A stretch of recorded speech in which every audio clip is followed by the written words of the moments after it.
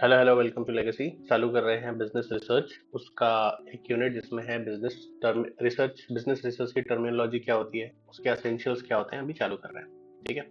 सो business research क्या होता है? किसी भी चीज में नई चीज ढूंढना, उसे बिजनेस रिसर्च कहा जाता है।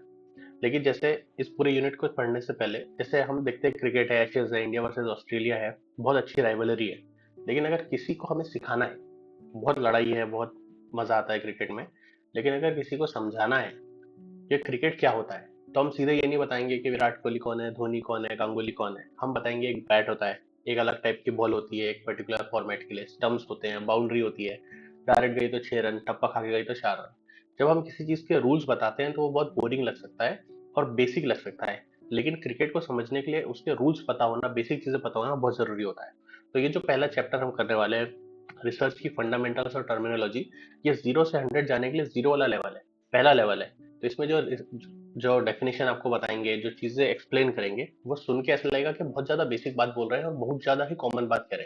लेकिन फिर भी आपको इसको समझना है और शांति से सुनना है, क्योंकि आगे चल के इसका बहुत काम पड़ने वाला है। ठीक है, शुरू करते हैं बिजनेस रिसर्च को।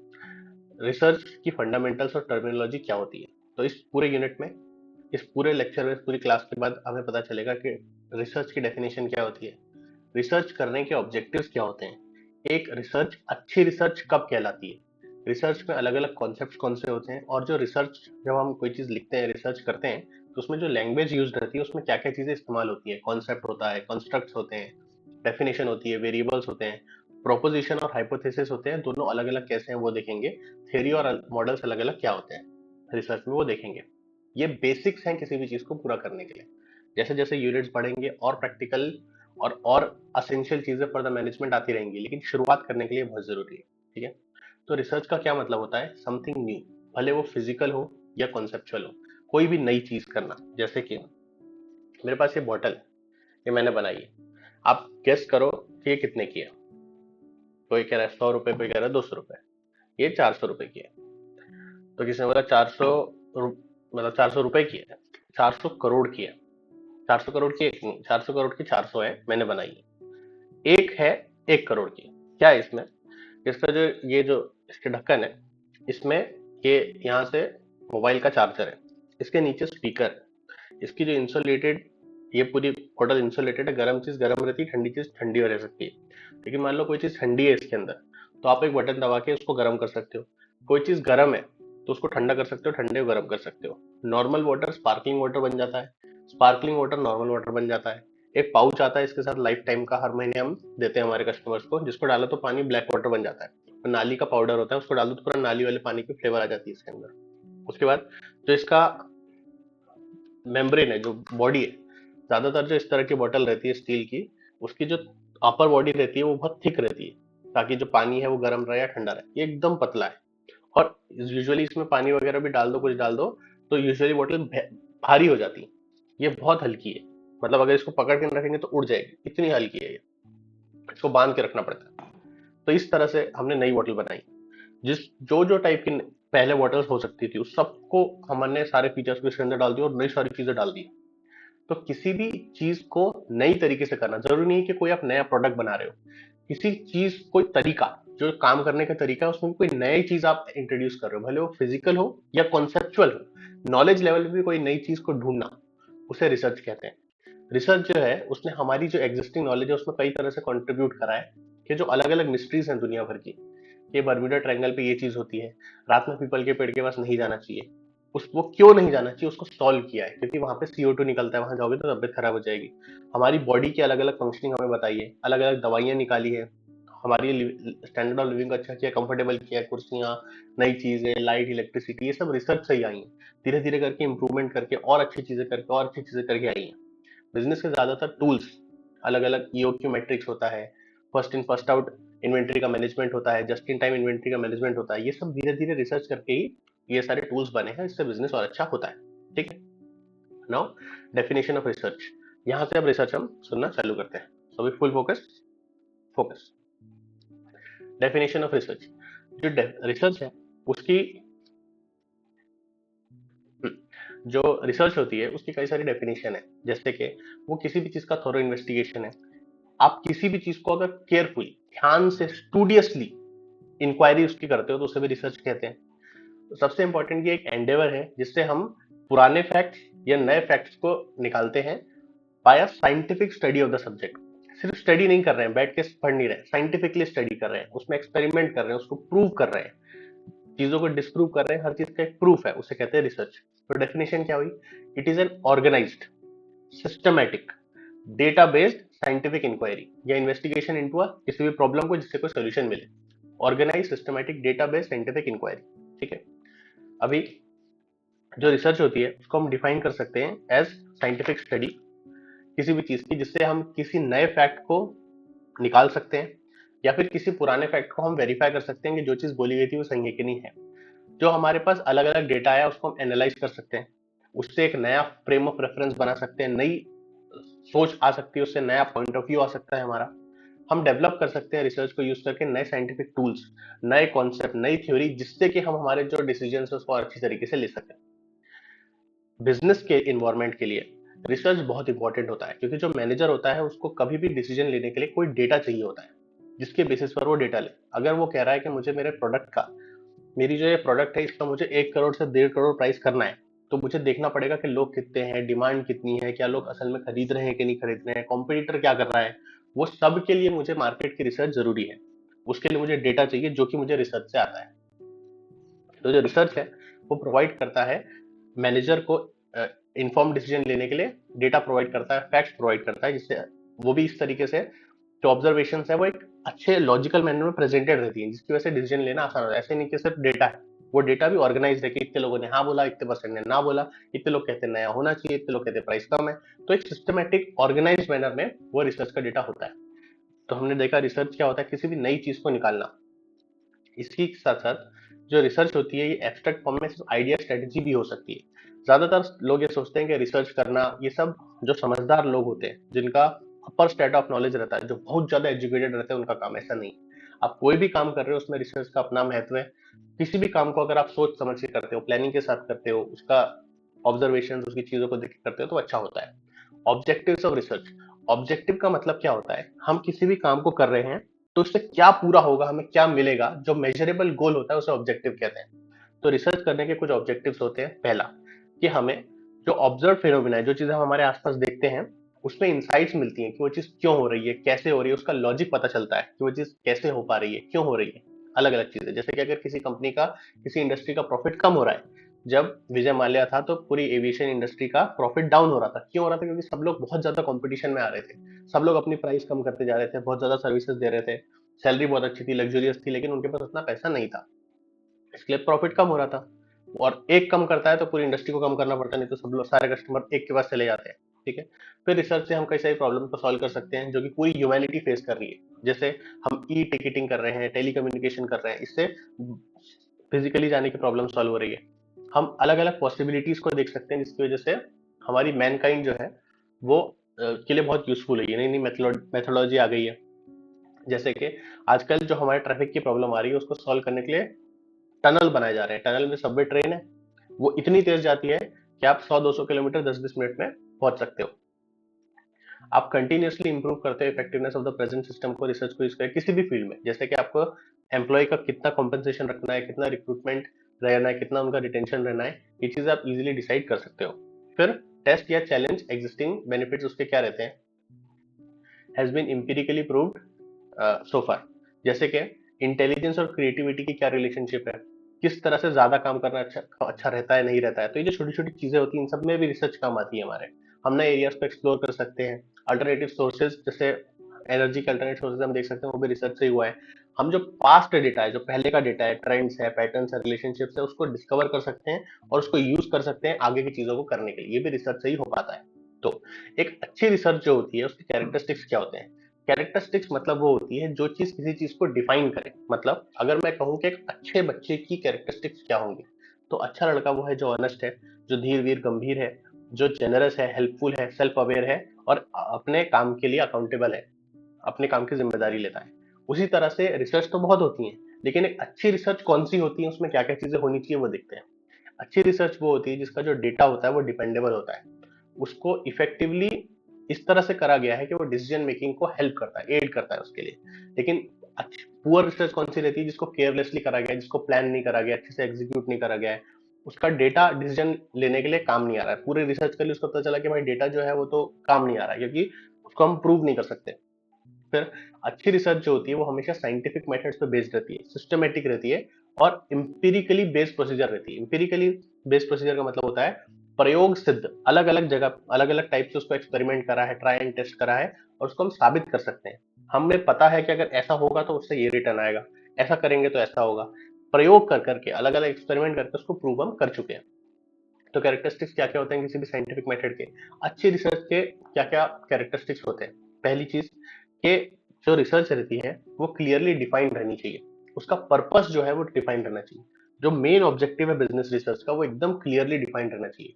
अगर कोई बिजनेस है वो रिसर्च कर रहा है कि मुझे बॉटल के बिजनेस में जाना है, तो कितनी इसकी डिमांड है, कितने लोग इसको पसंद करते हैं, कितने लोग पसंद नहीं करते हैं, एकदम डिफाइंड होना चाहिए। ऐसा नहीं कि भाई आप बोल रहे हो कि देखो भाई हमें वाटर के बिजनेस में जाना है, तो जरूरी नहीं कि बॉटल में चले जाएं, हो सकता है हम कैरोगेटेड बॉक्सेस में चले जाएं, छोटे छोटे पाउचेज आते हैं, पेप्सी की बॉटल्स आती है उसमें चले जाएं। ऐसा नहीं, अगर मुझे पानी की बॉटल का बिजनेस करना है तो डिफाइंड होना चाहिए कि मैं किस चीज का बिजनेस कर रहा हूँ, किस टाइप का बिजनेस कर रहा हूँ, किस किस नीश के लिए, किस कस्टमर के लिए मैं काम कर रहा हूँ, उसका डिफाइंड होना चाहिए। जो भी ऑब्जर्वेशन आपको पता चलती है वो एकदम क्लियरली रिटर्न होनी चाहिए, उसकी जो टर्म्स है डिफाइन करने की एकदम क्लियर कट होनी चाहिए। और भले ही अगर जो रिसर्चर है और डिसीजन मेकर है वो सेम इंसान है, मैनेजर खुद ही अपना रिसर्च कर रहा है, तब भी क्लियर कट चीजें लिखी होनी चाहिए, क्योंकि बाद में उसको आप यूज कर सको उसके लिए। जो स्टेटमेंट रहता है डिसीजन प्रॉब्लम का, उसमें स्कोप रहना चाहिए, आपके रिसर्च में क्या क्या लिमिटेशंस हुई वो सब होनी चाहिए, और जितने भी शब्दों का आपने इस्तेमाल किया है अपने रिपोर्ट के अंदर उसका प्रिसाइज मीनिंग लिखा होना चाहिए। जो टर्म सिग्निफिकेंट होती है रिसर्च का उनको ही आपको इस्तेमाल करना है, इसके लिए हम ये पूरा यूनिट पढ़ रहे हैं। अगर ऐसा नहीं करते हैं तो रिसर्चर ने जो रिपोर्ट दी, तो जो उसके रीडर्स है उनके डाउट रहेगा कि यार एक्ट और एक्ट दो वर्ड्स लिखे थे। एक एक्ट होता है किसी चीज को करना, और एक एक्ट होता है companies act, labour law act वाला, लेजिस्लेशन वाला एक्ट रहता है। तो लूजली किसी भी शब्द को आपको इस्तेमाल नहीं करना है, सोच समझ के सही शब्दों का, एक शब्द का एक ही मीनिंग हो पूरे रिसर्च में, इस तरह के शब्दों को इस्तेमाल करना है। दूसरी चीज, रिसर्च जो है वो बहुत डिटेल्ड होनी चाहिए। जो रिसर्च मेथड आप यूज कर रहे हो, वो कौन सी मेथड को आप यूज कर रहे हो उसको एक्सप्लेन आपने करना है कि कैसे, इस तरह से आपको यूज करना है कि अगर कोई दूसरा रिसर्चर भी इसको रिपीट करना चाहे तो कर सके। लेकिन अगर आपको सीक्रेसी मेंटेन करनी है तो फिर ऐसी चीजों को बताने की जरूरत नहीं है।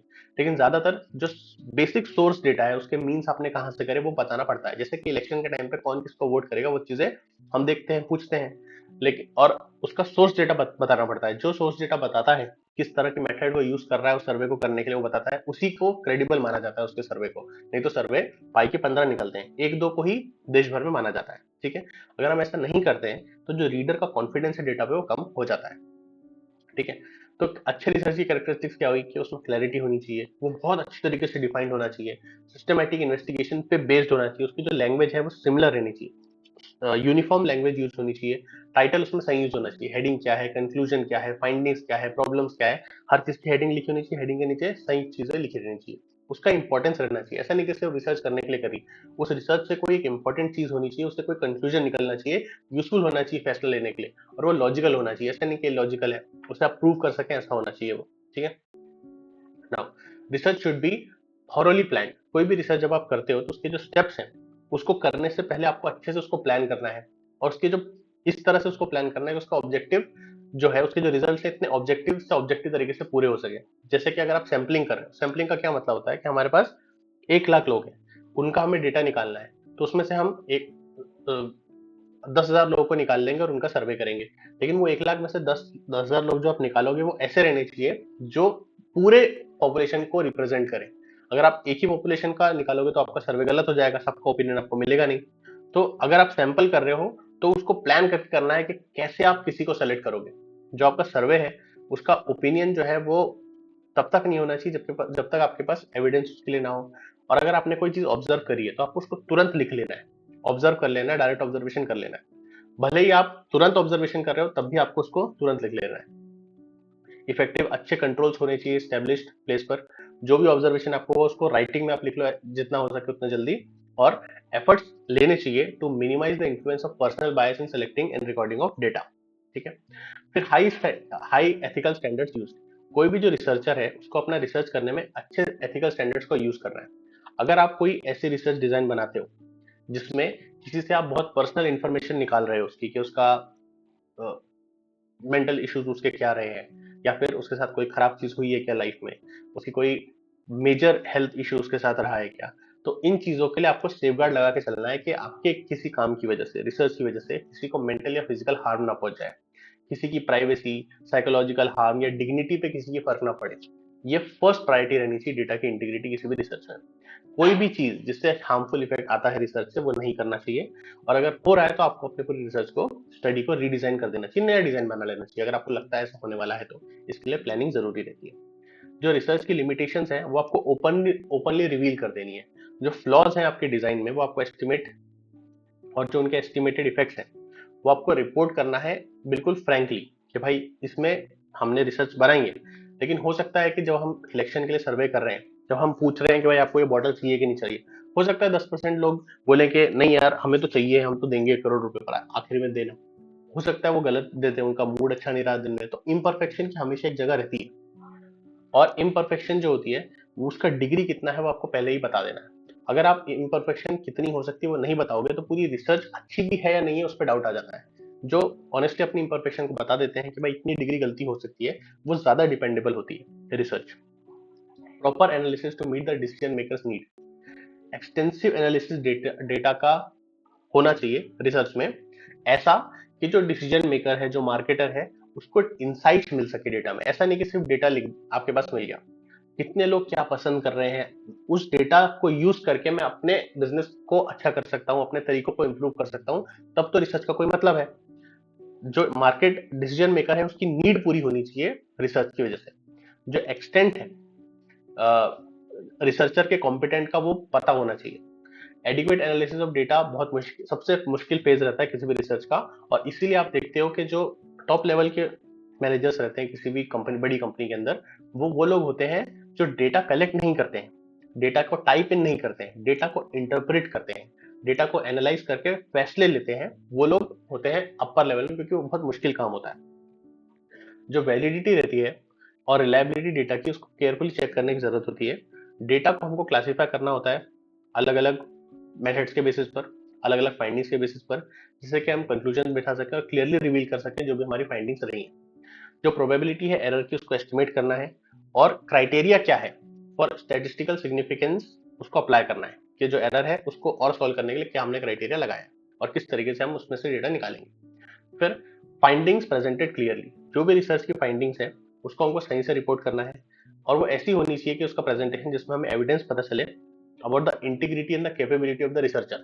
जिस इंसान ने रिसर्च करी है उसकी इंटीग्रिटी सही है, ये इसका एविडेंस मिलना चाहिए। जो लैंग्वेज है वो रिस्ट्रेंड होनी चाहिए, क्लियर होनी चाहिए, प्रिसाइज होनी चाहिए। ये नहीं कि उसमें बहुत सारा जार्गन लिखा हुआ है, एकदम ऑब्जेक्टिव रहनी चाहिए।